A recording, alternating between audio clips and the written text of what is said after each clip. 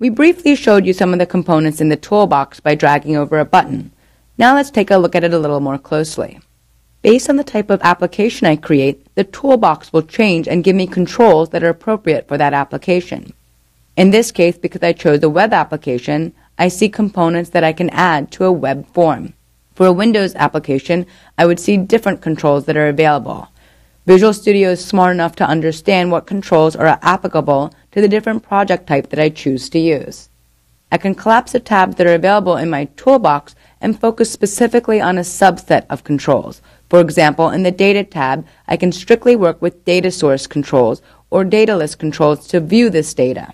Likewise, I can have the same type of categorization for navigation, and I can look at a tree view or a sitemap path of the different elements in my web page. We also have a tab for the Ajax extensions. As we mentioned earlier, Ajax is built directly into an ASP.NET application, and you can consume it readily using the toolbar. It's not a separate add-on as it was with Visual Studio 2005. We can also customize the toolbox.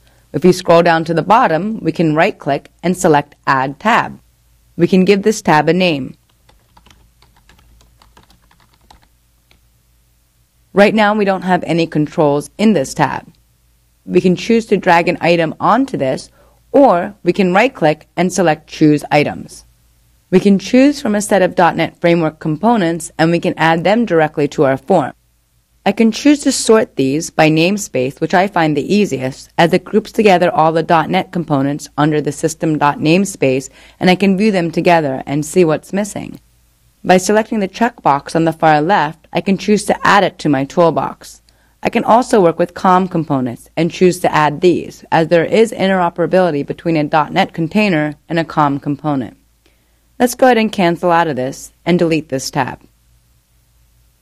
Select OK to continue.